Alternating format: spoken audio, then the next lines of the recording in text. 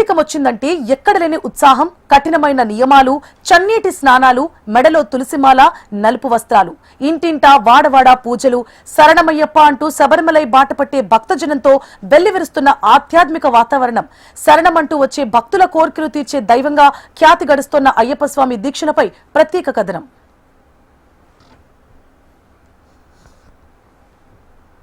ఆదిలాబాద్ జిల్లా మొదలు 2 తెలుగు రాష్ట్రాల్లో ఎక్కడ చూసినా అయ్యప్ప స్వాముల సందడే కనబడుతోంది.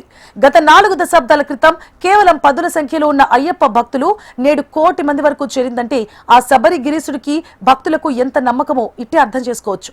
ఊరు వాడ అనే తేడా లేకుండా, ధనిక పేద అనే తారతమ్యం లేకుండా అందరూ అయ్యప్పను ఇష్టపడేవారే. 41 రోజుల పాటు సాగే మండల దీక్షను స్వాములు ఎంతో భక్తి శ్రద్ధలతో ఆచరిస్తారు.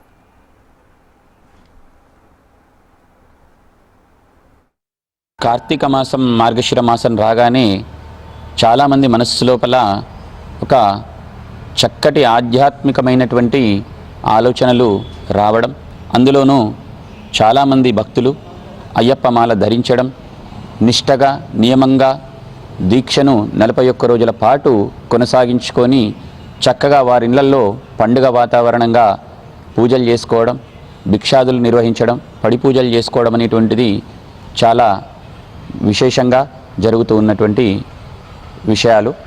అయితే ఈ అయ్యప్ప దీక్ష అనేటువంటిది మన ఉమ్మడి ఆదిలాబాద్ జిల్లాలో 1970 సంవత్సరం నుంచే ప్రారంభమయ్యి నేటి వరకు దినదినాభివృద్ధిగా కొనసాగుతూ అందరికీ ఆధ్యాత్మిక అనుభూతిని ఇస్తూ ఉన్నటువంటిది.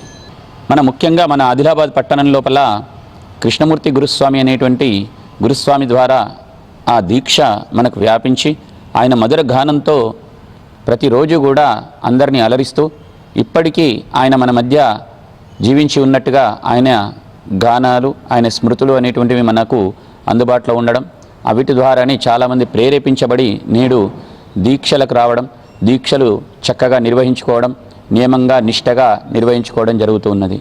అయితే గతంలో మన ప్రాంతం లోపల నిర్మల్, లక్షట్పేట్ లాంటి చోట్ల అయ్యప్ప దేవాలయాలు ఉండడం, మనందరం కూడా అక్కడికి వెళ్ళి మాలాధారణలు చేసుకోవడం, అక్కడ భిక్షలు చేసుకోవడం, అక్కడ ఉన్నటువంటి గురుస్వాముల ద్వారా పలు మార్గదర్శకాలు నేర్చుకోవడం జరిగేవి.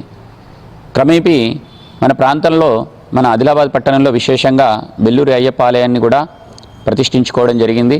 దాని తర్వాత పలు ఆలయాలు కూడా మన ప్రాంతంలో వెలవడం, అటు ఆసిఫాబాద్ లాంటి మారుమూల ప్రాంతాల్లో కూడా మనకు అయ్యప్ప ఆలయాలు ఇప్పుడు ప్రస్తుతం ప్రతిష్ఠించబడి నిత్య పూజలు కూడా కొనసాగుతున్నాయి. భక్తుల సంఖ్య పెరుగుతూ ఉంది.